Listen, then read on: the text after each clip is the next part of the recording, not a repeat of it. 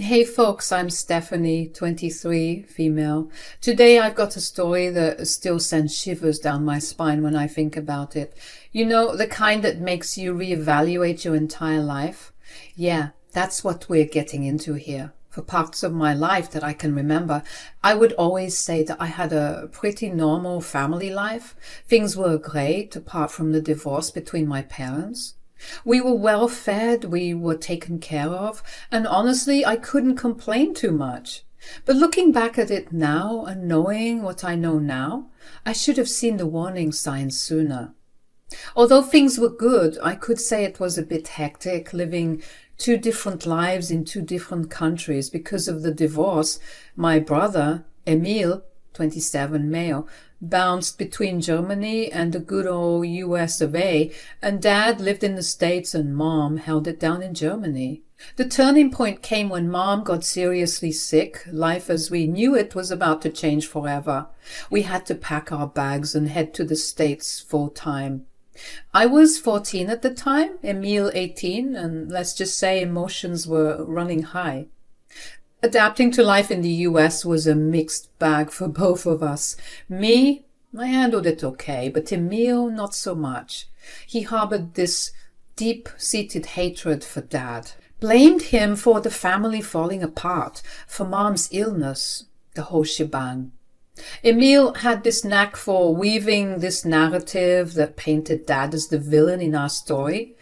I'd hear him out and nod in agreement, not realizing the dangerous path this was leading us down. Steph, seriously? You've got to open your eyes. Dad's the reason Mom's sick and he's the reason we're stuck here in the States. Easy, Emil. Dad didn't make Mom sick. It's just life throwing us a curveball. But Mom will be all right. Don't worry. Curveball? More like he threw a grenade into our family. He left Mom alone in Germany while he lived it up here. Selfish Steph. Completely selfish. Maybe if he sent more money, Mom wouldn't have gotten so sick. Look, I get you're upset, but let's not exaggerate. Dad has his reasons. You know how young they were when they had you. I guess they just weren't compatible. Mom knew that. Reasons? What reasons? He's just a heartless jerk. You're too blind by him to see it. I'm not blinded, Emil. I just don't want to play the blame game. It won't change anything. You're just letting him off the hook. He ruined everything. Maybe we can talk about this later. I don't want to fight. Whatever, Steph. Just don't act like he's some saint. You'll see. Our parents, despite loving us deeply, had drastically different outlooks on life. Dad, a staunch atheist, believed only in science, while Mom embraced spirituality with tarot readings and psychic practices. Their different views on religion and life choices played a pivotal role in their divorce. Marrying young, they couldn't reconcile their differences. Emil, closer to Mom, embraced her spiritual practices, diving into those rituals and beliefs. I, however, found myself in the middle, practicing yoga and meditation occasionally, but not fully immersing myself in Mom and Emil's spiritual world. Dad, practical and logical, clashed with Emil's spiritual practices, sparking frequent arguments.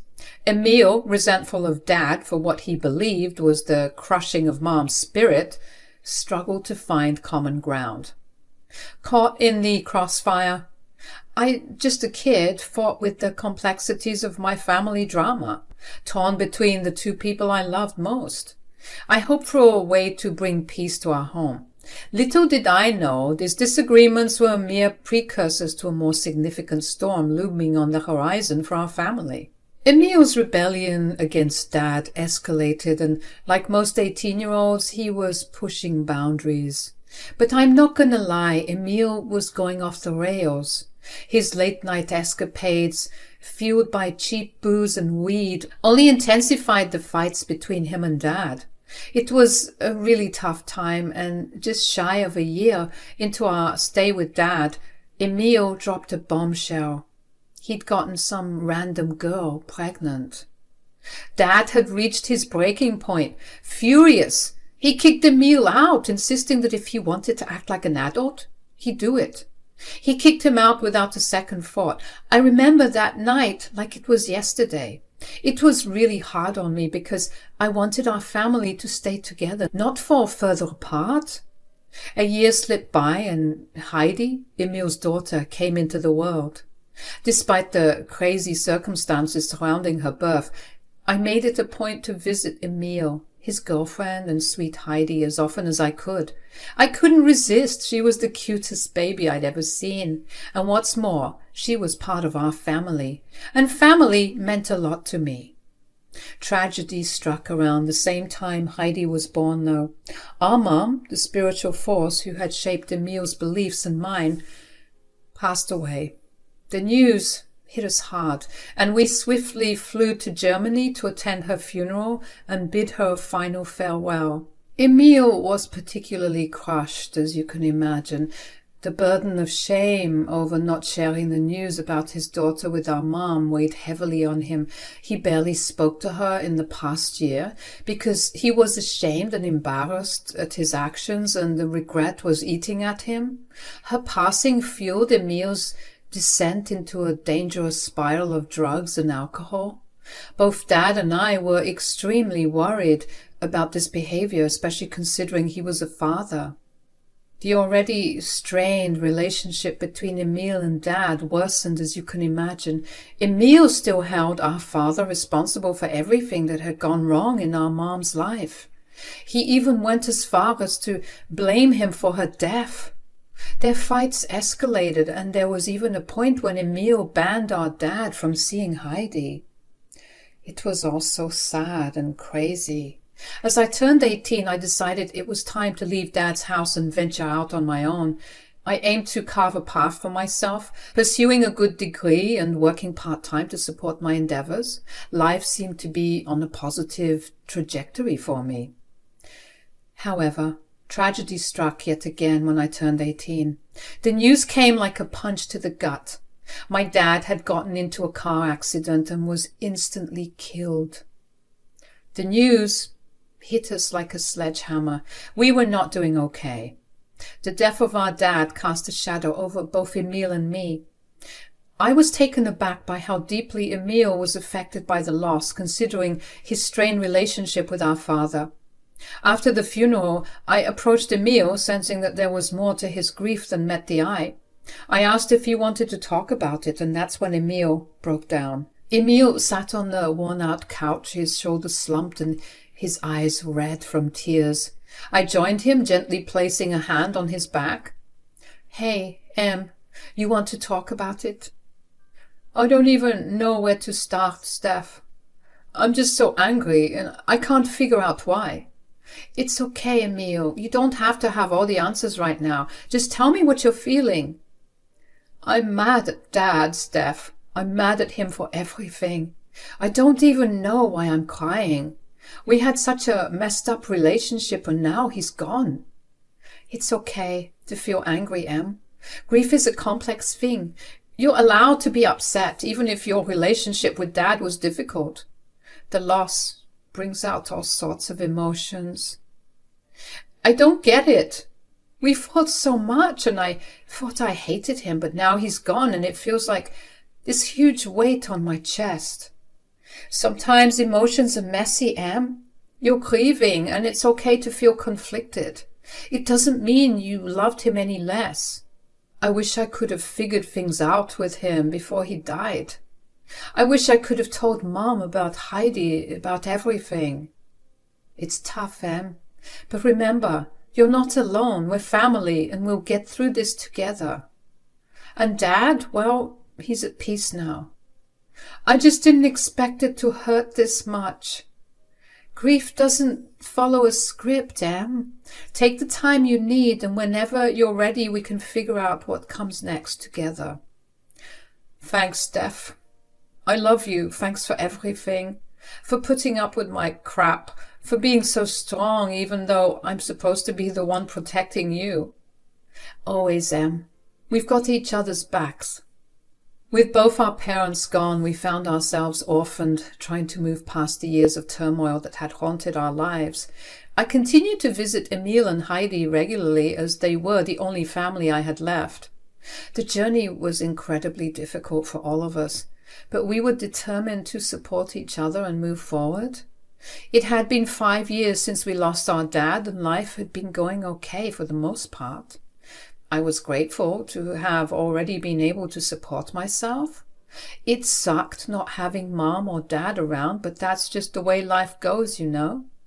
Now at 23, I found myself in the middle of a family celebration. Heidi, my niece, had just wrapped up her 9th birthday party. The house was filled with laughter, cake smears, and the joyous chaos of children. It was lovely. Wanting to lend a helping hand, I offered to help tidy up the house. Emil had to take his now fiancé for a pregnancy checkup, as they were expecting again. I figured it was the least I could do to help, considering he had his hands full. As I gathered plates and discarded wrapping paper, Heidi approached me, her eyes sparkling with a mixture of innocence and curiosity. She tugged at the sleeve of my shirt, pulling me aside from the cleanup. "Auntie Steph, when can I see my grandma?" I paused, caught off guard by the unexpected question. How on earth did she not know about my mom? Didn't Emil tell her? Unfortunately, sweetie, you didn't get a chance to meet your grandma. Now she's gone, and I'm so sorry you didn't get the chance to meet her, but I know that she would have loved you with all her heart." Heidi looked confused. "Well, Grandma told me that she could see me whenever I wanted to." "When did this happen?" "I had a dream last night, and Grandma visited me in my dream. She told me that she loved me and that she wanted me to visit her." I raised an eyebrow, intrigued. "What else did she tell you?" Heidi hesitated for a moment before speaking, as if carefully choosing her words. "She said we need to fix our family, Auntie Steph. She said there's something broken and we can make it right." I couldn't help but feel a chill run down my spine. Dreams were tricky things, but Heidi's words hung in the air. As much as I wanted to dismiss it as a child's imagination, the sincerity in her eyes made me pause. And considering my mother's witchy background, I thought that maybe there was some truth to what Heidi was saying. Emil returned later that evening, his fiancée by his side, the news of a smooth and healthy pregnancy painting smiles on their faces. I decided not to mention Heidi's dream. After all, dreams were just dreams, right? Perhaps Heidi just noticed our messed up family dynamic and saw one picture of her grandma and bam, conjured up a dream with no actual significance. Those types of things do happen. But as I stayed the night to hang out with Heidi, her words echoed in my mind. There was a part of me that wondered if Grandma, in some mysterious way, had left behind a message for us. Maybe it was time to address the lingering fractures in our family and in some way honor the memory of our parents. A couple of months went by. Life was operating as usual. I was washing the dishes one day when Emil had called me. "Hey, Steph, how are you doing?" "I'm good, bro. What about you?" "I'm well, thanks. Listen, I've got a big business meeting coming up and I need a huge favor." "No problem. What do you need?" "Well, it's this weekend and I need you to stay over and take care of Heidi. Mia is visiting family up north so that they can see her before she gives birth, and I can't reschedule this meeting. It's important." "Oh, no worries, Emil. I'd be happy to spend the weekend with Heidi. You know I love hanging out with her." "You're a lifesaver, Steph. I'll make sure everything's set up for you. Food's in the fridge and Heidi's bedtime is around 8. Can you make it?" "Absolutely. I'll be there. Just focus on your meeting and I'll take care of Heidi. Anything else I should know?" "Nah, that's about it. Mia should be back Sunday evening, so it's just for the weekend." "Thanks a million, Steph." "No problem, Emil. We'll have a great time. Just knock 'em dead in that meeting of yours." "Will do. Thanks again, Steph. You're the best." The weekend arrived, and so did I, at Emil's house with my duffel. Heidi, of course, started losing her mind when she saw me, knowing that her cool aunt was here and we'd have a blast. Emil left shortly after, giving me full reign of the house, and And we got started on enjoying ourselves on the weekend. We played a bunch of games and even had a little dance party in the living room. It felt good to spend quality time with my niece after so long. Later on in the day, I decided to whip up some snacks for us. As I raided the kitchen for ingredients, I stumbled upon a set of strange-looking glass bottles.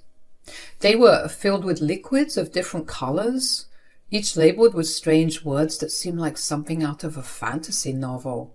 Heidi walked into the kitchen and immediately noticed what I was holding. Before I could ask her, she quickly said, "Those belong to Dad, and he told me not to touch them, so you might get in trouble too." "Oh, please, that man can't do anything to me. Don't tell him I told you that." "But what are these?" Heidi said she didn't know.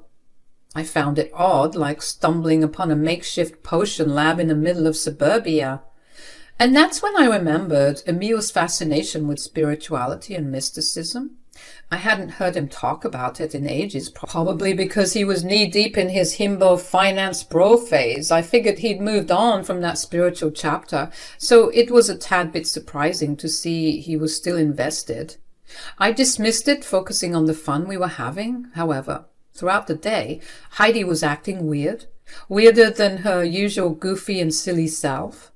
I caught her scribbling strange symbols in her coloring books instead of coloring within the lines, and quietly chanting strange phrases under her breath. It was a bit weird, but considering I grew up with a woman who would do this loudly and proudly on the daily, I wasn't too alarmed. I chalked it up to Emil introducing her to some harmless spiritual practices like mantras and stuff. It was cute. Finally, I couldn't resist asking Heidi about it. We sat down, and I gently asked her if Dad had been teaching her about spirituality. With an eager nod, Heidi said yeah. I decided to let it be. After all, I was in no position to judge Emil's parenting choices as long as Heidi was safe and happy. As the day continued, I couldn't shake the feeling that something unusual was afoot. The vibe in the house had shifted, and a subtle tension hung in the air. Night fell, and after rustling up some mac and cheese, Heidi and I settled down to watch a movie. She must have been tired from all the excitement, because at some point during the film she dozed off. After some time I scooped her up and carried her to bed. Upon entering Heidi's room, though, I was hit with a foul stench. Honestly, it smelt like hell in there. I tried to pinpoint the source of the stench, but no dice. Eventually, with all my rustling, Heidi woke up and asked me what I was doing. "Sorry, babes, I've been trying to find where that smell is coming from." "What smell?" "You mean you can't smell that?" "Oh, that smell. I got used to it." Heidi casually mentioned that her room just smelled that way ever since her dad put something in her room a couple of weeks ago. My mind immediately raced with thoughts of what Emil might have stashed in there. The weird bottles from the kitchen flashed in my mind, and a strange sense of foreboding settled in. What had Emil been up to, and how did it involve Heidi's room smelling like a mixture of chaos and mystery? Little did I know, this was just the beginning of a night that would unravel more secrets than I bargained for. "Where is it coming from?" Heidi just pointed to her closet, which was tucked away in the corner of the room, and that's when I went towards it and opened it up. In disbelief, I headed straight for Heidi's closet and opened the door. There, tucked away in the back corner, was a white box. Heidi nervously mentioned that she wasn't allowed to open it, and that her dad just put it there for her protection. But the unsettling curiosity got the better of me, and no child should sleep in such awful conditions. I lifted the lid, and there it was, the most disgusting thing I've ever seen in my life. It was a grotesque scene of dead rats covered in guts and some unidentifiable black substance slowly decaying in the box. I almost threw up at the mere sight of it, let alone that horrible smell. The shock hit me like a ton of bricks, and I dropped the box like it was a live grenade. Panicking, I sternly told Heidi to get out of the room. She was naturally curious, wanting to see what was inside, but I insisted she leave immediately. I told her to get the keys and to wait in the car. I needed the moment to process this horror show. The air in the room felt heavy, and I struggled to catch my breath. I felt like I was getting a panic attack. This was beyond bizarre. It was straight out of a nightmare. What the hell, Emile? Overwhelmed and feeling like a ticking time bomb of panic, I managed to snap some pictures as evidence. The reality of the situation was sinking in, and I feared that whatever Emile had gotten involved in was far darker than I could have ever imagined. After the disturbing discovery in Heidi's room, we hastily left Emile's place and made our way to my apartment. Heidi, understandably curious and anxious, asked me questions about why we left home and what was wrong. I reassured her that I would explain everything soon and that we would be staying at my place for the night, or at least until Emile returned from his mysterious business trip. Once I made sure Heidi was occupied, I took a moment to call Emile. He groggily answered, clearly woken up by the abrupt phone call. Trying to keep my composure, I started to explain the horrifying scene in Heidi's room. And that's when Emile's response sent shivers down my spine. He coldly asserted that I had ruined everything. "What's up? Is everything okay?" "Emile, we need to talk. It's about Heidi. I found something in her room, and I'm extremely concerned." "What did you find?" "Cut the crap, Emile. I found a box full of dead rats, covered in some strange crap. What the hell is going on?" I have no idea." "Oh, really? Because she told me that you were the one who put it in her closet and told her not to touch it." "What the hell, Emile? What are you doing?" "You weren't supposed to find that. It's a ritual, Steph. A necessary one." "A ritual? Involving dead rats? Are you out of your mind? She's 9 years old, Emile. This is twisted." "You don't understand, Steph. Heidi has a connection to the spiritual realm. That dream she had months ago, the one where she saw Mom, it's a sign. I'm sure she told you about it." "Emile, this is child abuse. How could you do this to your own daughter?" "It's not like you'd understand. This is beyond your comprehension. Those rats were a conduit for positive energy, a shield against the negative forces that could harm Heidi." "You're delusional, Emile. You don't even know what you're doing. I also grew up with Mom, so let me remind you, we have never done that crap before. What you're doing is harmful, not protective. She's a child, not some experiment for your spiritual nonsense." "Typical. Mom would be so disappointed in you right now." "What are you talking about?" "You always sided with Dad, didn't you? You never understood my beliefs. This is for Heidi's own good." Unable to comprehend the depth of Emile's delusion, I abruptly cut the call. The realization hit me like a ton of bricks. My own brother had gone off the deep end, and Heidi was caught in the crossfire. Panic surged through me, and without hesitation I called the police, informing them that my brother had lost his mind and was putting his daughter in harm's way. I was furious. How could he possibly think that he was being a good father by subjecting his daughter to that dangerous crap for weeks?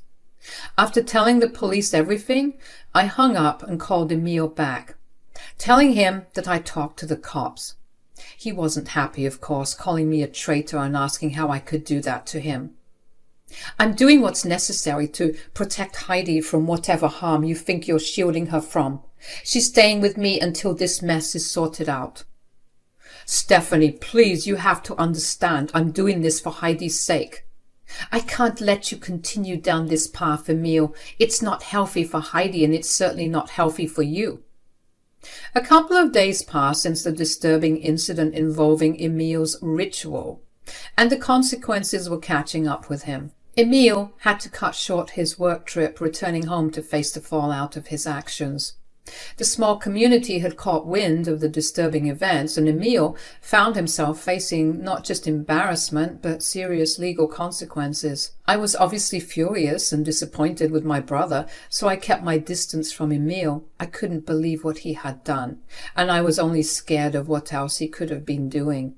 The news had spread like wildfire, and even people in the neighborhood were gossiping about the strange ritual involving dead rats.